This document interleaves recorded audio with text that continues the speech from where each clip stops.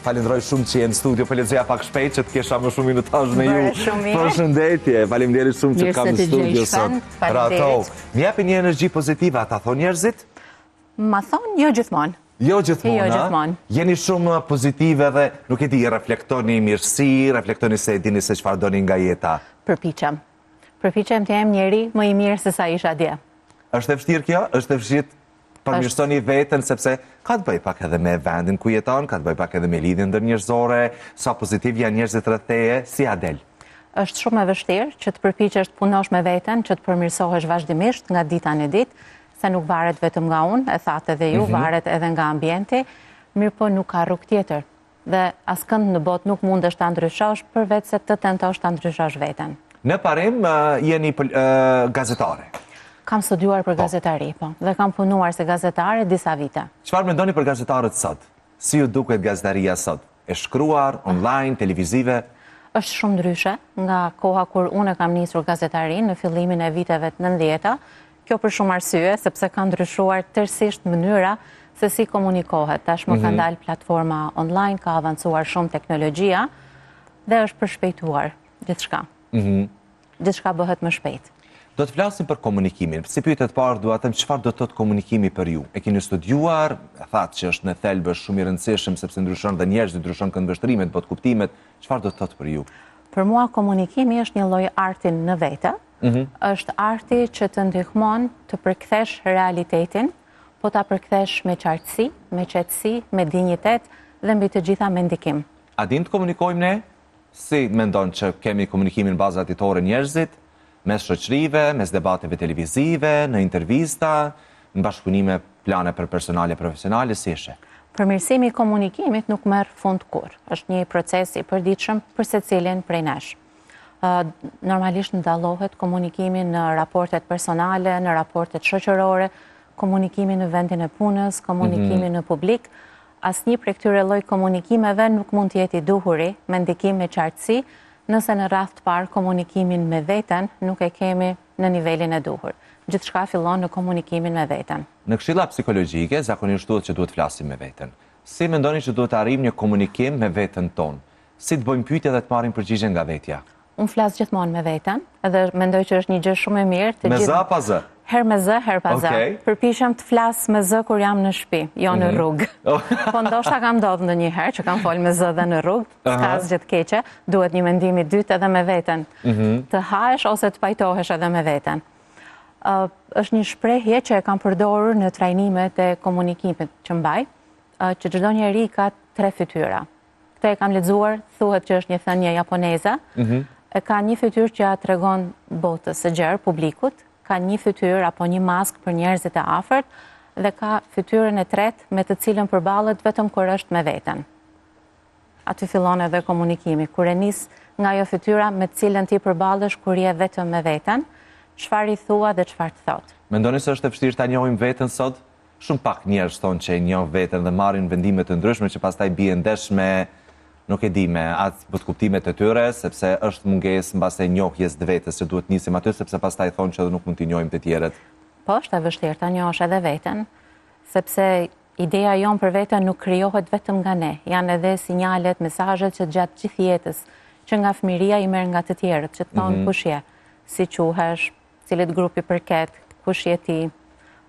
Janë gjitha ato mesazhe që i merr në mënyrë të vetëdijshme dhe të pavetëdijshme që ta krijojnë dhe një imazh për veten. Prandaj kur arrin një moshë më të pjekur apo që vendos me të vërtet të ndërtosh një komunikim të shëndosh me veten, është punë mjaft e vështirë. Pse vendoset ta bëni këtë punë? Të komunikimit. Sepse më pëlqejnë mesazhet e qarta, në çfarëdo lloj raporti. Mendoj se duke folur me mesazhe të qarta, duke dhënë mesazhe të qarta, duke komunikuar me etikë të lartë njerëzore, mundemi sadopak të ndikojmë në edukimin dhe në emancipimin e shoqërisë në kohën ku jetojmë. Mendon që mund të emancipohet lehtë shoqëria? Sa kohë duhet mbase, nuk e di. Nuk do dija ta thoja në aspekt kohor, po nuk është procesi lehtë, por është i domosdoshëm. E që arrit përmes komunikimit? Komunikimi është një nga mënyrat që arrihet me të. E lehtëson të gjithë procesin e përcjelljes mesazheve. Sa din të komunikojmë liderët e vendit tonë? Sa din të komunikojmë politikanët, ata që i drejtohen masës në Kosovë dhe në Shqipëri, sa arrin të artikulojnë atë se çfarë mendojnë dhe çfarë duhet të thënë? Komunikimi politik është një fushë krejt tjetër dhe ata politikan kanë ekipet e tyre të cilët i këshillojnë se çfarë imazhi ata duhet i paraqesin zgjedhësve të tyre, publikut apo edhe kundërshtarëve. Kështu që unë mendoj në vitin 2026 tani të gjithë këta politikan janë të vetëdijshëm për mënyrën se si ata komunikojnë. E dinë se çfarë bëjnë. Kanë strategjitë e tyre të veta. Tani, unë thash, para se t'ju ftoja në studio që ka më shumë se 26 vite që jeni në Kosovë. Saktësisht ishte viti 2001, vendi sa po dalur nga lufta, më thatë para se t'hyja në studio, që ka pritur shumë mirë Kosova. Dhe ke gjetur një energji të jashtëzakonshme. Nuk ishit ardhur këtu për të qëndruar, nuk ishit ardhur këtu për të ndërtuar një gjysmë tjetër tjetës tënde. Pse erdhët? Erdha vetëm ta vizitoj Kosovën, ka qenë gjithmonë një ëndër e imja të shoh qytetet e Kosovës. Doja të takoja shoqërinë time që e kisha në Prishtinë dhe në qytete tjera, kështu që vendosa ta bëj një shëtitje. Erdha për shëtitje, më ofruan një punë edhe mbeta. Desha të rria vetëm 3 muaj me punën e re që gjeta, po pastaj 3 muaj që u shndërruan në 9 muaj, në një vit, ja ku jemi, 26 vjet më pas. Nuk e prisnit? Nuk e prisnit që do t'jetë destinacion Kosova, si ju erdhi? E deshët, vet, e manifestuat, ne në popull thojmë ja bët ju zmetin, që të rinit në Kosovë? Zbesoj që ja kam bërë shumë zmetin, po puna që fillova, ishte punë që e pëlqeja shumë, ndihesha mirë. Unë veç se kisha shoqërinë në Prishtinë, që para se të vija t'jetoja këtu, ndërkohë ndërtova dhe shoqëri të reja, kështu që njëra gjë solli tjetrën edhe mbeta. Si e gjetët Kosovën atë periudhë, Linda? Më ka pëlqyer shumë. Më ka pëlqyer shumë dhe ndonjëherë thoja nuk arrita besoj që jam faktikisht duke jetuar në Kosovë. Ka qenë një atmosferë shumë pozitive, me njëherë mbas lufte, njerëzit kanë qenë entuziast, plot shpresë për të ardhmen, ka qenë vërtet një periudhë e bukur. Periudhë e bukur besoj dhe për Kosovën, po dhe për jetën time. Isha dhe shumë e re atëherë, mbas studimeve me njëherë, kështu që çdo gjë e përjetoja si një risi të bukur. Nëse ka ndonjë detaj në atë periudhë me njëherë mbas luftës kur keni ardhur në Kosovë, cili do ishte? Ka mbetur diçka mendi në të detaj, kështu që nuk e di, ka qenë prekës nga takimet me njerëz, nga një vendi sa po dalur nga lufta, dhe pse po thoni që ka qenë shumë pozitiv si vend, sepse na ka udhëhequr shpresa realisht edhe gjatë luftës, edhe mbas luftës, edhe tani jemi të mbushur me shpresë sepse do bëhet më mirë, po në atë periudhë ka pasur ndonjë detaj specifik? Kanë qenë marrëdhëniet e përditshme njerëzore, qoftë me kolegët e mi në punë apo njerëzit pranë të cilëve dhe jetoja, që në çdo ditë përpiqeshin ta bënin sa më të bukur edhe sa më të lehtë për mua që unë të ndihesha e mirë pritur. Pas sa kohë në Kosovë gjetet dashurin, fatin jetës, që po besoj e vullosi qëndrimin tuaj në Kosovë. Po, i e vullosi qëndrimin tim në Kosovë, pas një viti jemi njoftur, edhe tani i bëjmë 25 vjetë që jemi bashkë. Në cilat kushte isha atëherë ishe shumë angazhuar me profesion? Po. A i takonit njëjtit profesion, ma spjego pak, të vësë është një sëri bukur. Nuk i takoj mas pak të njëjtit profesion, nuk i takoj mas pak të njëjtit rreth shoqëror, se thuash, nuk kemi pas njerëz përbashkët, jemi njoftur rastësisht në një fest, na ka pëlqyer muhabeti, kemi dalë për kafe, jemi bërë shok, pastaj jemi martuar. Kur ke qenë më e re, kishit menduar që do ta kishit burrin kosovarës, e kishit menduar që, nuk e di, fëmijët do të rrisnit këtu? Në fakt e kam patur plan që 4 vjeç. Mami dhe babi kështu më kanë thënë, kam deklaruar në moshën 4 vjeçare që unë do martohem vetëm në Kosovë. E dinit pse? Po në atë kohë, aty ku jam rritur unë, bisedohej shumë për ngjarjet e Kosovës. Ne na kanë rritur me historinë, që është vendi ynë, është kombi ynë, na kanë treguar se si kanë rrjedhur ngjarjet. Unë normalisht kam qenë fëmijë, mund të kuptoja historinë, po kuptoja emocionet me të cilat flitej për Kosovën, kështu që kam menduar se ka qenë misioni im në jetë që duhet vija këtu. Si ju erdhi prindve pastaj? Ju ka pëlqyer shumë zgjedhja ime. Keni 2 fëmijë sot, që po besoj që jeni përmbushur shumë dhe në aspekti personal krahas atij profesional. Një vajzë 20 vjeçare dhe një djalë 18 vjeçar. Ua, sa ka qenë e vështirë të risësh këtu. Nuk e di, e dinin se çfarë donin fëmijët me rritjen e tyre, e dije se çfarë donin për profesionin e tyre, ishte një rreth shoqëror familjar që të mbështeti, Linda? Se kam patur të vështirë të rris fëmijët, se kam patur mbështetje shumë të madhe nga prindrit e mi, nga prindrit e bashkëshortit. kuptohet edhe nga babai i fëmijëve. Kështu që ka qenë një, si thua, histori e bukur të rrisësh fëmijët e mi. Janë fëmijë të mbarë, të qetë, që ta mbushin zemrën plot. Kur kam këtu gra në studio, në veçanti gra, flasim zakonisht për mëmësinë. Dhe janë deklarata që pëlqejnë shumë nga vajzat, nga gratë që ndjekin kanapen për mënyrën se sa sinqerisht flitet, nuk e di se sa ke pasur mundësi me i pa disa prej tyre. Tek ju si ka erdhur, ishte me plan që të bëshit pikërisht në atë periudhë kohore e donit ndryshoj jetën tuaj shumë? Po, e kam planifikuar se kur do ta bëja fëmijën e parë. Do me thënë gjithçka ka qenë e planifikuar nga ana ime. Jam martuar, mbas 3 vjetësh e kam bërë fëmijën e parë, mbas 2 vjetësh fëmijën e dytë. Sepse kam dashur që edhe unë t'isha në një gjendje, si thua, emocionale, financiare, më stabile për t'ju ofruar fëmijëve të mi atë që unë ndroja t'ju ofroja. Zakonisht prindrit ose gjeneratët më të vjetra thonë që asnjëherë nuk e gati për të bërë prind. Ashtu thonë nëse pyet veten, nuk e gati asnjëherë. Ju si e dinit që jeni gati mbas ata që na shohin momentalisht që janë 3 mosh, se sapo janë martuar, kanë për pikpyetjet e tyre nëse duhet krijojnë familje apo jo, çfarë do t'i këshillonit? Asnjëherë nuk je 100% gati, mirë po vjen një moment kur do ta ndash mendjen. A dua të bëj fëmijë apo jo? Dhe nëse dua të bëj fëmijë, a dua t'i bëj pak më herët apo ta shtyj edhe pak procesin? Mua thjesht më lindi në zemër që ishte koha, unë ta provoja të bëhesha nën, fal Zotit, arrita të bëhem. Shumë e bukur. Ju bëri më empatik, ju bëri më strikte, ju bëri më të vrazhd, ju bëri më të butë, si ndikoj? Nuk është që ka ndikuar shumë.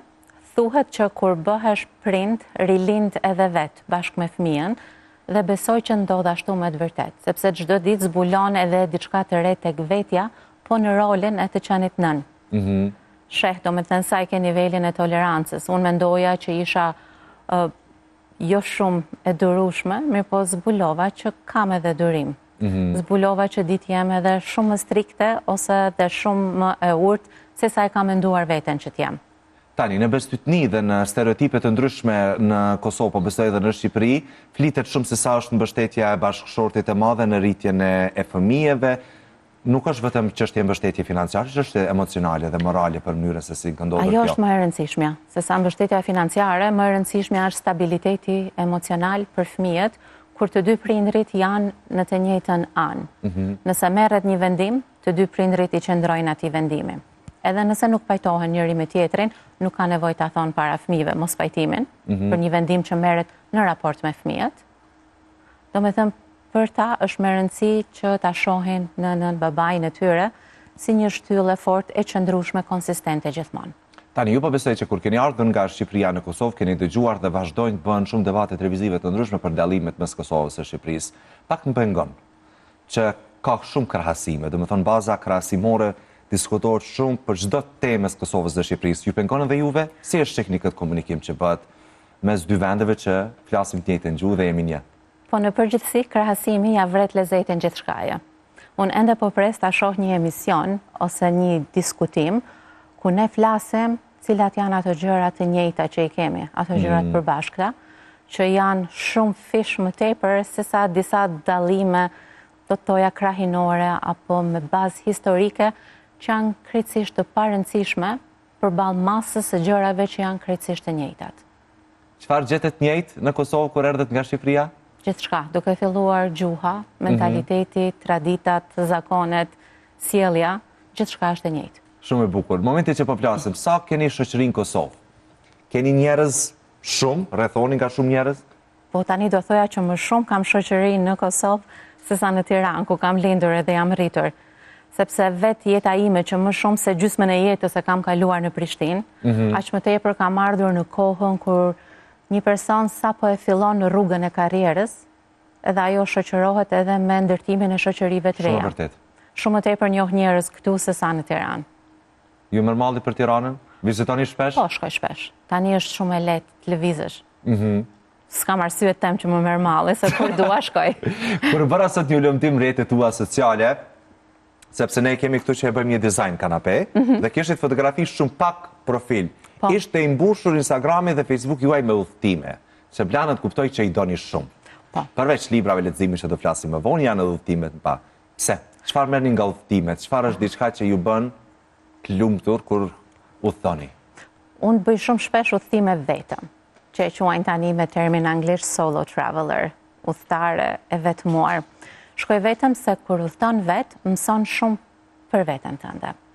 Të duhet gjithçka ta bësh vetë, logjistikën, që nga momenti kur zbret në një qytet të ri, do t'i gjesh drejtimin e rrugëve, do gjesh hotelin, si do ta mbush unë kohën 24 orë vetëm, apo 48. A ka qenë stresuese në fillim? Jo, as pak. As pak e kam shijuar shumë. Sepse dikush mund të mos ta konceptoj. As nisë, dikush nuk pi as kafe vetëm. E lërë më të marrë rrugë. Për mua është një nga ritualet më të bukura të ditës time që të shkoj të pi kafe vetëm, të shkoj në kinema vetëm, apo në një koncert, apo në një shëtitje. Vetëmia nuk më pengon, përkundrazi është një nga elementet më të bukura të ditës time, sepse më sjell ide, kam kohë të flas me veten, edhe duke folur me veten në një gjendje të tillë pa zhurma nga jashtë, munden të gjej zgjidhje të problemeve apo më lindin ide të reja. A ka ardhur kjo me zhurmën e madhe, ditore, profesionale, që e ka karakterizuar dhe pastaj keni pasur nevojë për një time out me pushimet vetëm? Besoj që dhe kjo është një nga arsyet, sepse vetë natyra e punës time më bën që unë të jem me shumë njerëz gjatë gjithë kohës në komunikim të vazhdueshëm. Dhe çdo njeri lodhet nga një intensitet i tillë. Shumë e vërtet. Çfarë mendon bashkëshorti për këtë ide tuajën? Sa e ka shumë. për krahur që t'ju lë të shkoni, nuk e di sa larg shkoni vetëm? Deri në Afrikë. Deri në Afrikë keni shkuar vetëm? Po. Si ka qenë reagimi i bashkëshortit, ose s'po di në fillimit kur i njoftua që ke thënë shiko, unë dua të thotojmë bashkë, naqemi bashkë, po dua të salltimet i kem vetëm, sepse të shkosh në Tiranë vetëm, në rregull, po të shkosh në Afrikë vetëm është një destinacion. Ai më ka thënë kalosh sa më mirë. Sepse unë nuk do ta bëja. Unë nuk do ta bëja vetëm.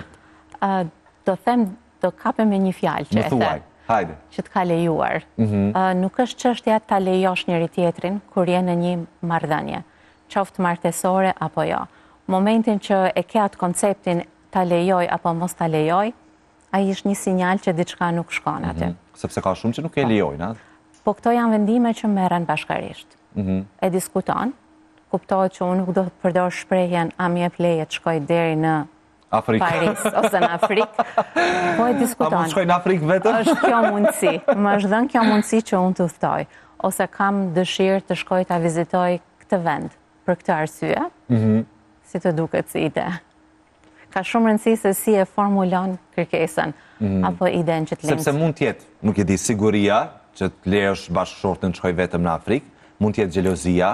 Andaj ka shumë faktor tjerë që pastaj një bashkëshort e vën në pikpyetje nëse duhet të thotë një po ose të mos ia prish shefin, atë ke dyshimin e bashkëshortit, por besoj është e kuptueshme. Po siguria gjithkund mundet, nëse është e shkruar të përballesh me një rrezik, mundem edhe në Prishtinë apo në Tiranë. Po. Fakti që udhton në një destinacion të largët jo detyrimisht të përballë me rreziqe.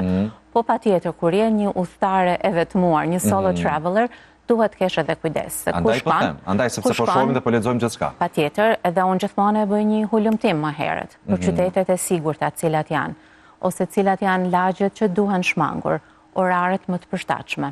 Tani ku ke shkuar më së larg ti, është Afrika? Po. Si të zhdukur? Më ka pëlqyer shumë. Kur kemi mbërritur atje, na kanë njoftuar, kanë thënë që mbas kësaj ore mos dilni në qytet. Cila orë ka qenë nëse mund të? Mbas orës 6 mbas ditës. Të mbrëmjes mos dilni. Ose na kanë thënë që nëse do lëvizni nga pika A në pikën B, jo në këmbë, po mund të merrni një Uber, sepse është mënyra më e sigurt. Cilin vend do ta propozoje për dikën që s'ka udhëtuar dikund, ose kam plan të bëj udhëtimin e radhës gjatë këtij viti, ku ke kaluar më së miri, që do ta rivizitoje 100 herë? Ka shumë vende që do të rivizitoja shumë shpesh, po udhëtimi më i fundit që bëra dhe që më la shumë bresa ishte Islanda. Isha atje para 3 javësh. Edhe do ta rekomandoja si destinacion. Çfarë merr nga udhëtimet? Në rregull, s'fund me Islanda. Çfarë ke marrë nga Islanda? Eksploron shumë, të intereson shumë kultura e tyre, traditat e tyre, me çfarë vjen, me çfarë energjie vjen? Vi me energjinë që jemi shumë të vegjël para natyrës, sidomos në Island, kur përballesh me madhështinë e natyrës atje, e kupton se sa i vogël je si një individ. Edhe ajo përballje të bën të kuptosh shumë gjëra. Lodhesh kot për disa sende që ndodhen, ju jep rëndësi gjërave që në fundet nuk kanë edhe aq shumë rëndësi. Udhëtimet të mbushin me energji pozitive sepse sheh një mënyrë tjetër të jetesës, sheh një mënyrë tjetër të organizimit të qytetit. mëson për kulturën e vendeve të tjera në një formë ndryshe. Mundesh të mësosh edhe pa shkuar përmes librave, dokumentarëve, emisioneve, por është ndryshe kur je atje, komunikon me njerëzit e vendit, shkon i viziton muzet, provon ushqimin. Gjithçka që ti e përjeton gjatë një udhëtimi është informacion që e merr. Dhe pastaj varet se si e përdor këtë informacion, si e filtron dhe si e përdor në jetën tënde të përditshme. Një podcast kur e pata dëgjuar, dikush pa thënë që e paralelizoj shumë leximin e librit me një udhëtim të bukur, sepse marrim është pak a shumë e njëjta. Ju që lexoni dhe që udhëtoni, do të ta bënit këtë dallim apo do të pajtoheshit me këtë deklaratë? Po, se leximi, procesi i leximit edhe i përjetimit të leximit është shumë personal, shumë individual. Mua kur më pyesin çfarë është leximi për ty, them është e jetoj një jetë tjetër, që nuk do kisha pas mundësi ta jetoja. Jeta ime është kjo, linda. Ka lindur në këtë vit, e kam jetën aq sa e kam jetuar në Tiranë, kam jetuar në vende tjera, tani jam në Prishtinë, po përmes librit unë jetoj dhe 1000 jetë të tjera. Sepse historitë që i përballë përmes leximit, personazhet, ti gjithmonë fillon mendon çfarë do bëja unë, po ti isha në vendin e tij ose të saj. Cili libër ka bërë të çanit më shumë ti? Të qaj. Ka shumë libra që më kanë bërë të qaj, po një nga librat e fundit, të cilin dhe e diskutuam në takimin ton të klubit librit, është libri nga një autore, Jacqueline Harpman, është titulli në shqip, Unë që si kam njohur kur burrat. Është libër i zhanrit distopik. Ndoshta mos flas shumë për librin, po do ja rekomandoja të gjithëve ta lexojnë. Më flit pak se më bëre shumë kurioz, sepse mbas edhe ata që po na shohin, çfarë flet libri, sepse nga titulli nxitej shumë kurreshtje. Pse ju ka bërë të lutonit? Sepse është një libër që të krijon një ndjenjë edhe të frikës, edhe të ankthit, por edhe të adhurimit të kurajës që gjen individi kur përballet me rrethana shumë të vështira. Libri hapet me një bunker ku janë të burgosura 39 gra dhe një vajzë. Dhe libri nuk shpjegon as pak pse ato gra janë aty, çfarë ka ndodhur. A është një botë post-apokaliptike, a është një planet tjetër ku i kanë marrë për ndonjë eksperiment, libri nuk e shpjegon. Mirë po këto gra, me rrugtimin e tyre, mbasi për një trill të fatit dera mbetet e hapur dhe ato arrin të dalin, dhe situatat me cilat ato përballen, derisa vdesin të gjitha një nga një, të bëjmë të shtynë të mendosh shumë për identitetin, për të qenit grua, për sistemet të cilat e shtypin njeriun, çfarë rëndësie ka kujtesa, memoria për individin, për shoqërinë dhe tema të ngjashme. I trajton libri. Po, okej, mos na spoil shumë, sepse një libër që mbase shumë e kanë tashmë të rekomanduar nga ju që ta lexojnë. Besoni shumë drejta të barabarta kur jemi tek kjo, tek burrat, tek gratë? Mendoni që e pojtojmë një kohë në cilat duhet të mbështeten drejtat e barabarta? Sot ka feministë shumë në debatet ndryshme, në intervista shumë që bërtasin, që tregojnë me zë të lartë, që duhet kemi drejtat barabarta, ka një 50% tjetër që e kundërshtojnë këtë ide, që jo burrat kanë këto drejta, gratë kanë këto drejta, s'mund të jenë barabarta asnjëherë. Tek ju si vjen si koncept? Ju e përmendet kur më prezantuat që motoja ime në jetë është unë promovoj dinjitetin njerëzor. Dhe dinjitetin ta jep të qenit e barabart. Pavarësisht a je burr apo grua, apo si identifikohesh, ne kur lindim si qenje njerëzore, kemi të drejta të njëjta, të marrim ajër, të jetojmë, të vetë realizohemi në rrugtimin ton jetësor. Pastaj mënyrat se si arrihet kjo janë nga më të ndryshmet. Si mendoni për shoqërinë tonë? Është patriarkale, ka ndryshuar? Ka një burokraci në mënyrën e sistemit, funksionimit, profesioneve të ndryshme, të realizimit të ëndrave, të punësimit. Mendon që jemi më mirë? Nuk do t'ja kisha vënë vulën këtij diskutimi, sepse nuk mund t'i vihet vula. Përmirësimi i gjendjes njerëzore të të gjithë njerëzve është proces i vazhdueshëm, nuk ka marrë fund. Të gjithë përballemi me vështirësi. Jemi shumë më mirë se sa kemi qenë. Ndonjëherë ne harrojmë se ku ka qenë piknisja jonë edhe ku jemi sot. Sepse duke qenë pjesë e përditshmërisë tonë, të mirat që i gëzojmë tani në këtë shekull që jetojmë, harrojmë ndonjëherë se si ka qenë situata më herët. Jemi shumë më mirë, po nuk do të thotë që ka marrë fund përmirësimi i situatës, qoftë të grave, të vajzave, apo edhe të burrave. I fregoheni të ardhmes? Ndonjëherë po. Çfarë i fregon nga ardhmja, jo vetëm në aspektin personal, por gjithë përfshirës?